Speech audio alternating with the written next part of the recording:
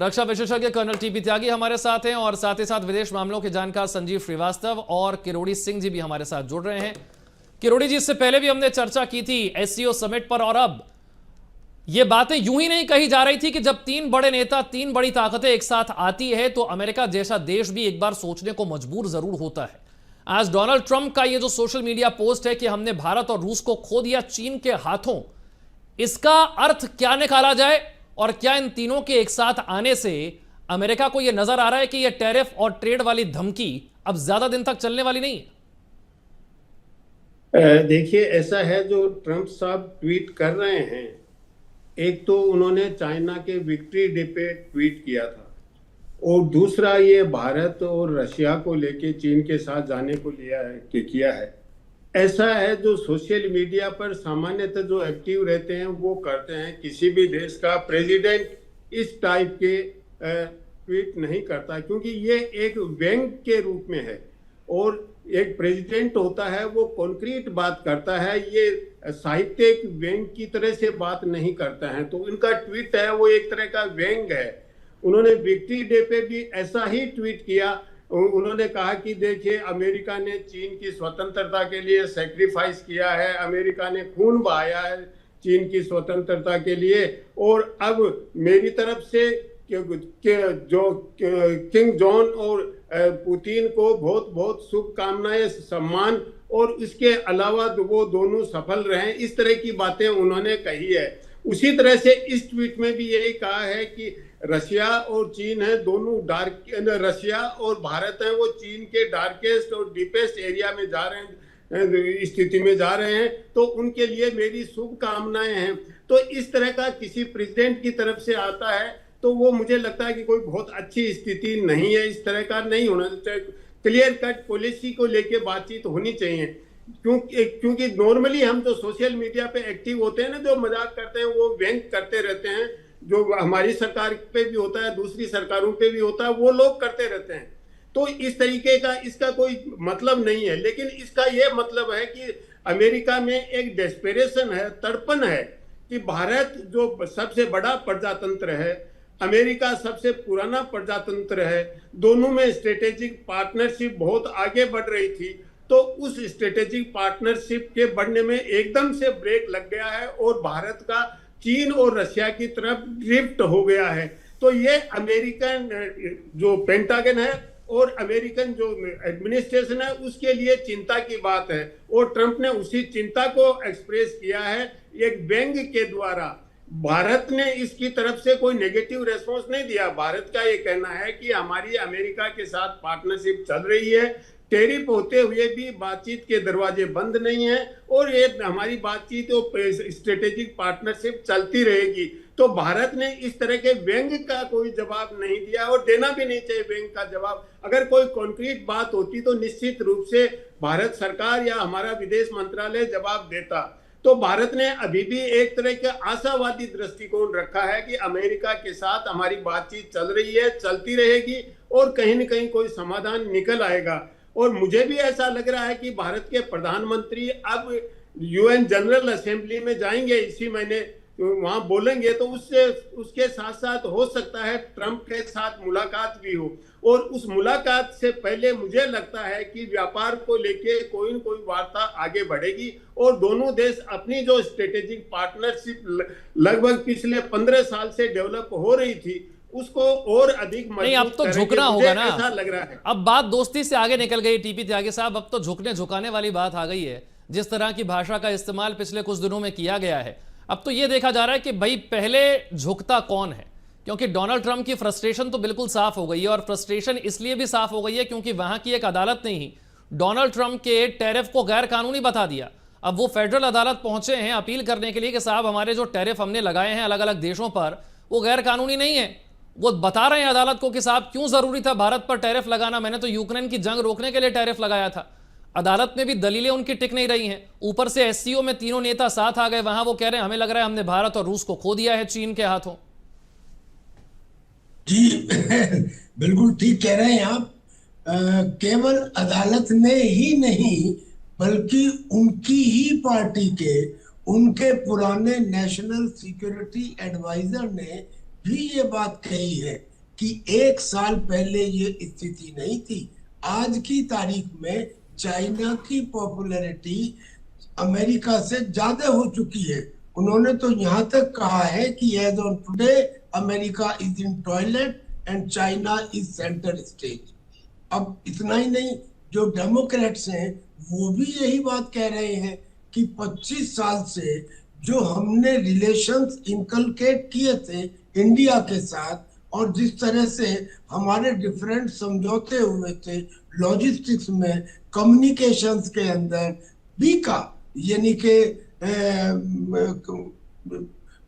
Locations के बारे में जो हुए थे जनरल एग्रीमेंट वो हुए थे। हमने M77 का सौदा किया, हमने सी हॉक हेलीकॉप्टर का सौदा किया, 6 सॉसर राइफल का सौदा किया, G404 इंजन का किया, G414 भी आने वाले हैं। तो ये सब चीजें हुई, और ये सब चीजें होने के बाद आपने एक सिर्फ ये टैरिफ के ऊपर हिंदुस्तान के साथ अपने रिलेशन खराब कर दिए। लेकिन किसे कहते हैं मैच्योरिटी, किसे कहते हैं मेटल या एक्यूमन, वो हिंदुस्तान ने दिखाया। हमारा कहना यह है कि डोनाल्ड ट्रंप अमेरिका नहीं है। अमेरिका, डोनाल्ड ट्रंप आज हैं कल को नहीं होंगे। अमेरिका की जो पॉलिसीज हैं हम उनसे विमुक्त नहीं हुए हैं। इसका ये भी मतलब नहीं है कि हम दूसरा, हमारे पास विकल्प नहीं है। चाइना के पास जो जाके मिले हैं रशिया और नॉर्थ कोरिया, इनके पास तो कोई विकल्प नहीं था। जापान के पास कोई विकल्प नहीं था, ईरान के पास कोई विकल्प नहीं था, हिंदुस्तान के पास विकल्प था। अगर हम चाहते तो हम पूरी तरह से 3 सितंबर को भी वहां रह सकते थे, हम उस मिलिट्री परेड में शामिल हो सकते थे, लेकिन हमने वो नहीं किया। We maintain a balance. लेकिन हाँ, इतना अलबत्ता दिखा दिया कि भाई देखिए, जो पूरा का पूरा अमेरिका है वो कुल मिला के 35 करोड़ की आबादी है, जो पूरा नेटो है वो 65 करोड़ की आबादी है, और जो रशिया है वो 15 करोड़ की आबादी है। अब इन लोगों की अपनी ताकत को तो यहाँ से समझ लीजिए कि 65 करोड़ लोग 35 करोड़ लोगों से रिक्वेस्ट कर रहे हैं कि हमें 15 करोड़ के रशिया से बचाया जाए, यानी कि ये तो उनकी कैपेबिलिटी हो गई। लेकिन इधर जब हम हिंदुस्तान और चाइना की बात करते हैं तो 140 करोड़ 135 करोड़ यानी कि करीब 275 करोड़ की आबादी। और अब अगर चाइना, रशिया और इंडिया ये हो तो फिर क्या होगा, वो 2 स्टेटमेंट सुन लीजिए। रशिया ने क्या कहा, the new world order has started, there is no if and but to it, the new world order has started. और चाइना ने क्या कहा, चाइना ने कहा कि वी आर नाउ अनस्टॉपेबल, यानी कि अब हमें कोई रोकने वाला नहीं है। यानी कि अब हम चाहे जितना एनालाइज करते रहें, लेकिन कुल मिला के एक बात साफ हो जाती है कि the downfall of America has started and the rise of Russia and China has taken place. This change has already taken place. अब इसमें डोनाल्ड ट्रंप चाहे जितने ट्वीट करते रहे, चाहे जितनी चीजें लिखते रहे, हर ट्वीट के बाद वो अपने पहले ट्वीट के आधार पे फंसते चले जाएंगे, गिरते चले जाएंगे। और जब दुनिया देखेगी वो किस बात के ऊपर बिडेन की बुराई करते हैं, वो कहते हैं कि बिडेन ने रशिया को चाइना के नजदीक ला दिया। अरे तुम्हारी पॉलिसी ने हिंदुस्तान को चाइना के अमेरिका की पॉलिसीज ने ही भारत से उसे दूर किया। लेकिन संजीव जी यहां पर वो श्रेय देने की कोशिश कर रहे हैं चाइना को, इसे थोड़ा सा समझाइए। वो ये कह रहे हैं कि हमने भारत और रूस को चाइना के हाथों खो दिया, इसमें चाइना को कुछ ज्यादा सुपीरियर दिखाने की कोशिश हो रही है क्या? ये ऐसा दिखाने की कोशिश हो रही है कि चाइना अमेरिका के सामने एक ऐसी ताकत है जो बाकी देशों को अपने साथ लेकर के एक नया फ्रंट बनाती है और एक नया वर्ल्ड ऑर्डर क्रिएट करती है। चाइना को रोल को किस तरह से वो इस ट्वीट में देख रहे हैं? चाइना का रोल डार्क डीप स्टेट के तौर पर वो देख रहे हैं। साफ साफ लिखा है उन्होंने, अंधकारमय चाइना, वो बिल्कुल निराश करने वाला चाइना, इस तरीके की बातें चाइना के बारे में उन्होंने लिखी रखी हैं। तो वो तो बहुत स्पष्ट है। लेकिन एक बात बहुत मैं कहना चाहता हूं कि डोनाल्ड ट्रंप के अंदर अगर इस तरीके का रियलाइजेशन आ रहा है कि वो भारत को खोते जा रहे हैं, तो ये एक अच्छा रियलाइजेशन है। ये रियलाइजेशन यदि और गहरा हो तो ये ज्यादा अच्छा होगा। ये अमेरिका के भी हित में होगा और ये भारत और अमेरिका की जो पिछले 25 वर्षों में कठिन परिश्रम से, मशक्कत से और बड़े ही त्याग के साथ ये जो पार्टनरशिप गढ़ी गई थी, जो बनाई गई थी, और उसके भविष्य के लिए अच्छा होगा यदि ये रियलाइजेशन जल्द से जल्द आए और अधिक गहरे तरीके से आए। और मेरा ऐसा मानना है, मैं संकेत ये अवश्य देख रहा हूं कि डोनाल्ड ट्रंप जिस तरीके से जब ये एससीओ की समिट चल रही थी तो वो सोशल मीडिया ट्रुथ सोशल से वो गायब थे। 2 दिन तक पता ही नहीं चला कि डोनाल्ड ट्रंप कहाँ है और तरह तरीके की दुनिया में अफवाहें फैलना शुरू हो गई कि ऐसा हो गया वैसा हो गया। लेकिन जाहिर है कि वो एक सेल्फ इंट्रोस्पेक्शन मोड में ऐसा लगता है कि वो गए थे।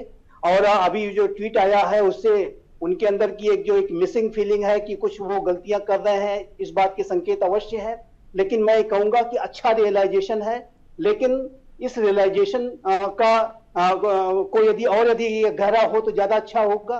और अमेरिका को इस बात को समझना होगा कि भारत को हल्के में लेना छोड़ दें। भारत एक सिविलाइजेशनल स्टेट है, 5000 साल से भी ज्यादा पुरानी ये सभ्यता है। और भारत जब कोई बात कहता है तो उसमें विवेक होता है, बुद्धिमत्ता होती है, जिम्मेदारी होती है। और भारत कोई बनाना रिपब्लिक नहीं है कि अमेरिका जो है अपने ट्रिक्स टैक्टिक्स मनोवैज्ञानिक दबाव में आकर के भारत से कोई निर्णय करा लेगा और भारत मान जाएगा। बिल्कुल भी नहीं होने वाला। भारत अपने निर्णय स्वयं लेगा, ये डोनाल्ड ट्रंप को नोट करके रख लेना चाहिए।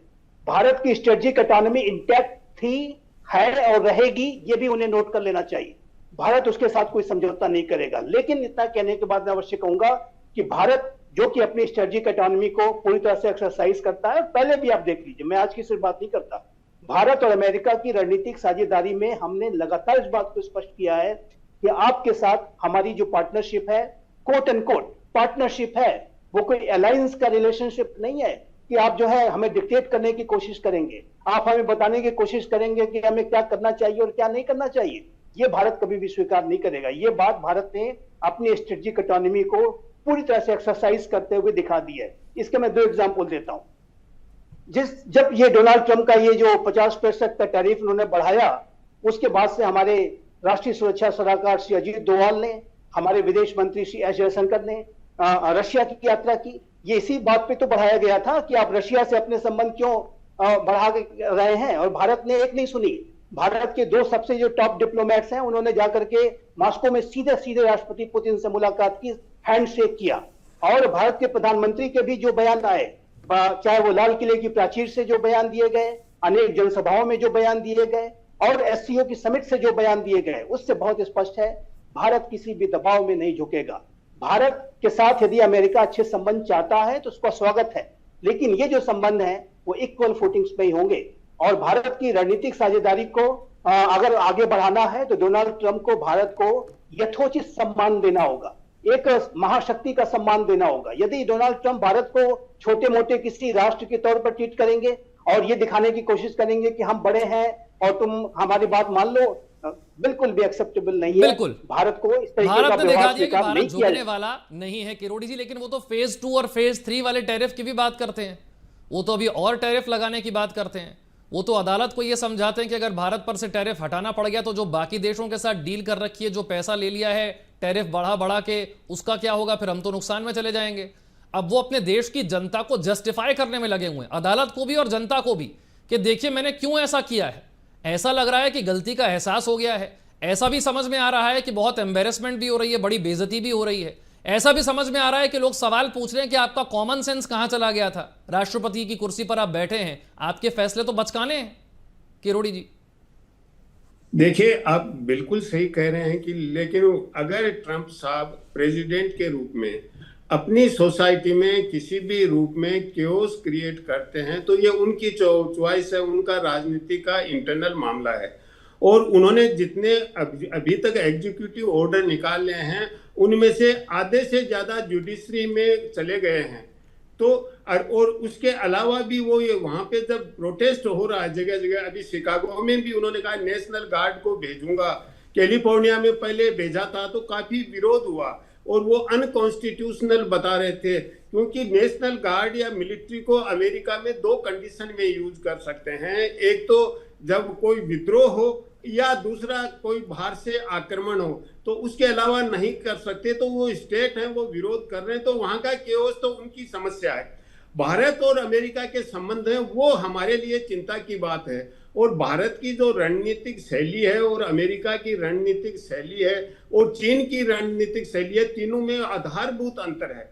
अमेरिका की रणनीतिक जो शैली है वो है एक ग्रास होपर की तरह से, ज्यादा शोर मचाना, ज्यादा बातें करना, ज्यादा उछल कूद करना, इस तरह की सी ट्रंप की शैली है, जो अच्छे देश के लिए, जो सुपर पावर हो, दुनिया को लीड करना चाहता है, उसके स्वयं के लिए अच्छी नहीं है। दूसरे, चीन की शैली है वो बिल्कुल आंट की स्टाइल में है कि चुपचाप आप अपना काम निकालो, चुपचाप आगे बढ़ो और दुनिया को लीड करो। और भारत की शैली है वो इन दोनों के बीच की शैली है। भारत मैनेज करना चाहता है स्थिति, वो एक मैनेजरियल शैली है। भारत की अभी भी लीड करने की शैली डिप्लोमेसी में मुझे नहीं लगती है।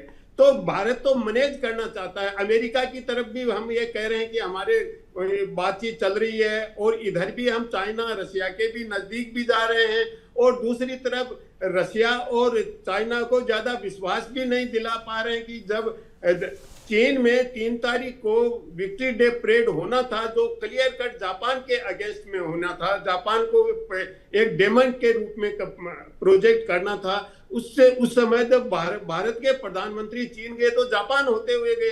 तो इस तरीके से जब चीन ये कहता है कि बॉर्डर डिस्प्यूट्स के ऊपर हमें केवल दोस्ती की और विश्वास की बात करनी चाहिए, तो वो विश्वास और दोस्ती की बात तो आगे नहीं बढ़ रही है। चीन के साथ भी हमारी और अमेरिका के साथ भी हम उस तरीके से नहीं बढ़ा पा रहे हैं। तो हमारा जो स्टाइल है वो मैनेजमेंट का स्टाइल है कि क्राइसिस मैनेजमेंट करो, रिश्तों को मैनेज करो।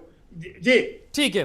टीपी त्यागी साहब, क्वाड का तो सम्मेलन होना है ना अभी, क्वाड में तो ट्रंप साहब आने से मना कर रहे हैं और एक तरफ कह रहे हैं कि हमने भारत को खो दिया। अगर भारत को खोने का इतना ही डर है तो क्वाड तो बनाया गया था, आइए ना क्वाड में बैठिए, बातचीत कीजिए, फिर आइए साथ।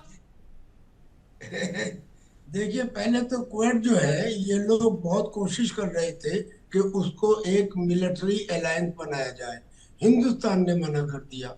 हमने उसको बजाय मिलिट्री अलायंस बनाने के, हमने उसको सिर्फ इसके लिए स्पेशली रखा कि भाई इंटरनेशनल ट्रेड जो है वो अनइंटरप्टेड होना चाहिए, इंटरनेशनल मैरीन लॉ के हिसाब से होना चाहिए, किसी एक की दादागिरी नहीं होनी चाहिए। यानी कि वो चाइना को एक किस्म से इस इशू पे कन्फ्रंट करने के लिए बना था। ऐसे ही और भी बने, I2U2 भी बने, डिफरेंट ऑर्गेनाइजेशन बने, हम उसमें अमेरिका के साथ में रहे। अब अगर अमेरिका के प्रेसिडेंट नहीं आते हैं तो अब तक वो अपने पैर पर कुल्हाड़ी मार रहे थे, और अगर वो क्वेड के सम्मेलन में नहीं आते हैं तो फिर अब वो कुल्हाड़ी के ऊपर अपना पैर मारेंगे। देखिए, जब कोई चीज डिसमेंटल होने लगती है तब उसकी स्पीड इतनी तेज गति से बढ़ती है जिसे हम कहते हैं एक्सीलरेशन। कुछ पता नहीं है। आज जो ये बात कर रहे हैं ना कि मुझे नोबेल पीस प्राइज मिलना चाहिए, मैं कहता हूं कि कैसे मिले नोबेल पीस प्राइज। रशिया ने SCO की मीटिंग में ये साफ कहा कि इंडिया का योगदान पीस वार्ता में सराहनीय है, यानी कि रशिया को इंडिया का मीडिएशन एक्सेप्टेबल है। यूक्रेन को ना रशिया पे यकीन है ना अमेरिका पे यकीन है। यूक्रेन भी कहता है कि हमारे लिए इंडिया हमारी मध्यस्थता कर सकता है। यानी कि अगर पीस प्रस्ताव हिंदुस्तान की तरफ से जाता है और एक्सेप्ट होता है तो ताज्जुब नहीं होना चाहिए कि नोबेल पीस प्राइज भारत को ही मिल जाए बजाय अमेरिका के। तो और अमेरिका का अगर पिछले समय का आप इतिहास उठा के देखें तो जितने देश हैं जो अभी इनके साथ इनके एलाइज भी थे, या तो वो खुल्लम खुल्ला दुखी हैं या वो मन में दुखी हैं। कि आप समझ रहे हैं कि यूरोपियन यूनियन के देश इनके साथ है? नहीं है। कनाडा इनके साथ है? नहीं है। वो तो मन से नहीं है। मगर जापान तो खुल के सामने आ गया। जापान ने बाकायदा जो इनके साथ एक डील की थी उस डील को अबेयंस में रख दिया और उन्होंने हिंदुस्तान के साथ में बाकायदा इसी को नया वर्ल्ड ऑर्डर कहा जा रहा है कि किस तरीके से जो है वो पावर बैलेंस चेंज हो रहा है। मैं माफी चाहूंगा संजीव जी, आपको और समय नहीं दे पाया, समय इतने की इजाजत देता है। बहुत बहुत शुक्रिया आप तीनों खास मेहमानों को हमारे साथ चर्चा में जुड़ने के लिए। लेकिन डोनाल्ड ट्रंप का ट्वीट जो है वो ये बता रहा है कि डर तो उन्हें भी लग रहा है। तीनों नेताओं के साथ आने से ये जो ट्रेड और ट्रंप ने टैरिफ वाली धमकियां देकर दुनिया को खौफ में डाल रखा था, उसे समझ में आ रहा है कि ये धमकियां अब टैरिफ के नाम पर, ट्रेड के नाम पर ज्यादा दिन तक चल नहीं पाएंगी। वक्त एक छोटे से ब्रेक का है।